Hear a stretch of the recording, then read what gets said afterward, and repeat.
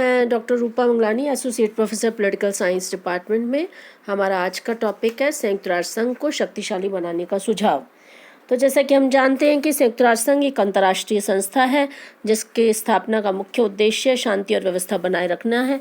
लेकिन संयुक्त राष्ट्र संघ के चार्टर में संशोधन की समय समय पर बात कही जाती है। कुछ त्रुटियां मानी जाती हैं चार्टर में, जैसे कि महाशक्तियों को वीटो का अधिकार दिया गया, और दूसरी बात संवैधानिक व्यवस्था का अभाव है चार्टर में। तीसरी बात संयुक्त राष्ट्र संघ में घरेलू क्षेत्राधिकार स्पष्ट नहीं है, और एक और बात कि संयुक्त राष्ट्र संघ की कोई पुलिस शक्ति नहीं है। तो इन सुधारों इन कमियों में सुधार के लिए कुछ सुझाव दिए जाते हैं। पहला सुझाव है कि विश्वव्यापी सदस्यता दी जाए। हम सभी जानते हैं कि महाशक्तियों के वीटो के अधिकार की विश्वव्यापी सदस्यता में बहुत अहमियत होती है, इसलिए चीन को एक लंबे समय तक सदस्यता नहीं प्राप्त हुई। तो विश्व के सभी प्रमुख वर्गों का सुझाव है कि नए राष्ट्रों को संयुक्त राष्ट्र संघ का जो सदस्यता दी जाए जब, तो वीटो के अधिकार का प्रयोग जो है वो ख़त्म किया जाए। अगर कोई भी देश संयुक्त राष्ट्र संघ के चार्टर की शर्तों को पूरा करता हो तो उसे उसकी सदस्यता दी जाए। इसी तरह से वीटो व्यवस्था में समुचित संशोधन की बात की जाती है। ये कहा जाता है कि सुरक्षा परिषद में बार बार वीटो का दुरुपयोग होता है, तो इस दुरुपयोग से जो है संयुक्त राष्ट्र संघ की अहमियत है वो ख़त्म हो जाती है। कुछ विद्वानों का मत है कि शांति भंग, आक्रमण की स्थिति और सैनिक कार्रवाई के प्रश्न, ये ऐसे प्रश्न हैं जहाँ वीटो को बनाए रखना हितकर होगा। अन्य मामलों में वीटो का प्रयोग नहीं किया जाना चाहिए। वीटो के प्रयोग पर कुछ नियंत्रण आवश्यक है।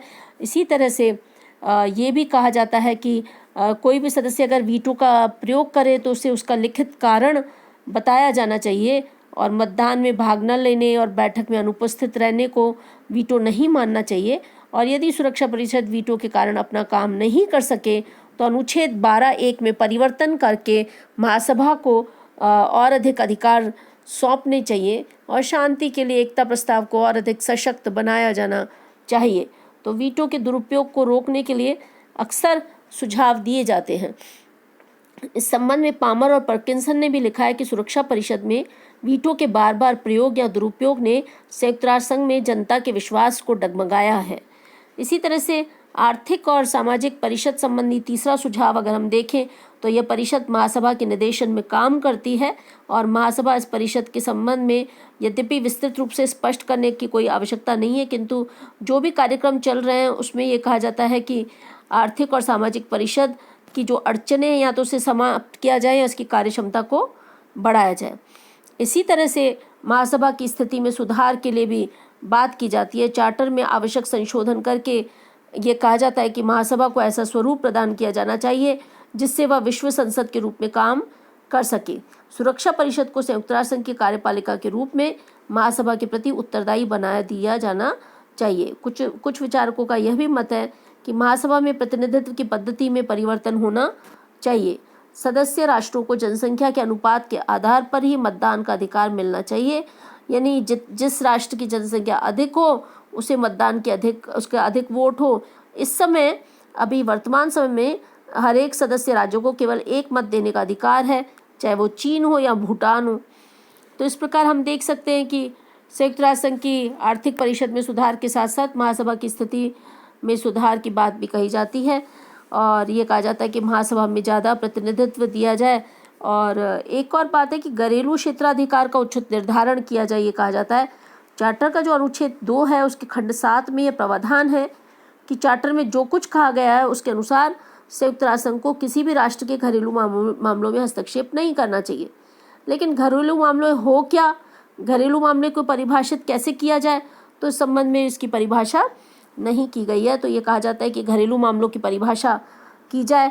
इसी तरह से ये कहा जाता है कि दक्षिण अफ्रीका ने रंगभेद की नीति को घरेलू मामला बता दिया। इसी तरह एंग्लो ईरानी तेल विवाद को भी घरेलू मामला बता दिया गया। इस संबंध में संयुक्त राष्ट्र संघ ने इन निर्णयों को अमान्य घोषित किया। तो अतः यह आवश्यक है कि अनुच्छेद चार्टर का जो अनुच्छेद 2(7) है उसमें संशोधन करके और ये कहा जाना चाहिए कि संयुक्त राष्ट्र संघ किन मामलों में हस्तक्षेप कर सकती है और किन मामलों में हस्तक्षेप नहीं कर सकती। तो महासभा में आनुपातिक प्रतिनिधित्व की बात भी हमने देखी, और घरेलू क्षेत्राधिकार के उचित निर्धारण की बात भी देखी। जहाँ तक अंतर्राष्ट्रीय न्यायालय का प्रश्न है, अंतर्राष्ट्रीय न्यायालय के संबंध में यह आवश्यक है कि अंतर्राष्ट्रीय न्यायालय के क्षेत्राधिकार को आवश्यक माना जाए। क्षेत्राधिकार अनिवार्य होना चाहिए। चार्टर में ऐसी व्यवस्था होनी चाहिए कि शांति एवं सुरक्षा संबंधी विषयों में अंतर्राष्ट्रीय न्यायालय के सारे निर्णय संबंधित राष्ट्रों पर बाध्यकारी हो। यदि सदस्य राष्ट्र अपने संघर्ष या विवाद का शांतिपूर्ण निदान नहीं प्रदान कर सकते तो अंतर्राष्ट्रीय न्यायालय के समक्ष ये विषय जरूर प्रस्तुत होने चाहिए। इस संदर्भ में न्यायालय के निर्णय को मानने के लिए उन्हें बाध्य किया जाना चाहिए। इसी प्रकार देखा जाए तो महासभा में आनुपातिक प्रतिनिधित्व की बात भी हमने कही। सुरक्षा परिषद की निश्चित अवधि में बैठक हो यह आवश्यक है। कुछ विचारकों ने सुझाया हुआ है कि सुरक्षा परिषद की बैठक कुछ निश्चित अवधि में अवश्य आमंत्रित की जानी चाहिए, और अगर ये नहीं होती, और क्योंकि ये बैठकें होती हैं, इसी में देशों के प्रमुख राजनीतिज्ञ, प्रधानमंत्री, राष्ट्रपति, विदेश मंत्री, ये सब इसमें भाग लेते हैं। तो जब ये ऐसी बैठकें होती हैं और उसमें राष्ट्राध्यक्ष भाग लेते हैं तो उसका एक व्यापक प्रभाव होता है। तो ये देखा जाए तो इस प्रकार, इसके अलावा आय के स्वतंत्र और विश्वसनीय स्रोतों की बात कही जाती है। ये भी कहा जाता है कि संयुक्त राष्ट्र संघ की सदस्यता महासभा प्रदान करे। एक और सुझाव है कि सुरक्षा परिषद को सामाजिक काम भी सौंपे जाए, और सबसे बड़ा सुझाव ये भी दिया जाता है कि संयुक्त राष्ट्र संघ का खुद का अलग से शक्तिशाली सैन्य बल हो। तो इस प्रकार हम देख सकते हैं कि संयुक्त राष्ट्र संघ एक शक्तिशाली संस्थान है और उसमें समय समय पर सुधार अपेक्षित है। दरअसल ये एक विश्व मंच है जिसकी मुख्य जिम्मेदारी दुनिया में शांति और सुरक्षा की स्थापना करना है। जब ये बना था तब की स्थितियाँ अलग थीं और आज की वैश्विक स्थितियाँ अलग हैं। तो इस परिप्रेक्ष्य में आज की बदलते हुए अंतर्राष्ट्रीय दौर को देखते हुए ये कहा जाता है कि संयुक्त राष्ट्र संघ के इन सुधारों में संयुक्त राष्ट्र संघ को अधिक वैश्विक संगठन बनाया जाए और चार्टर में माकूल संशोधन किए जाएं जो आज की परिस्थितियों के अनुकूल हो।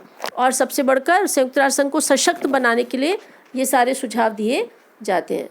तो आप इस टॉपिक का अध्ययन कीजिए और इस पर नोट तैयार कीजिए। इससे एग्ज़ाम में क्वेश्चन आता है और कंपटीशन में भी आता है, और इस पर कोई दिक्कत होती है तो हम इस पर चर्चा भी करेंगे। धन्यवाद।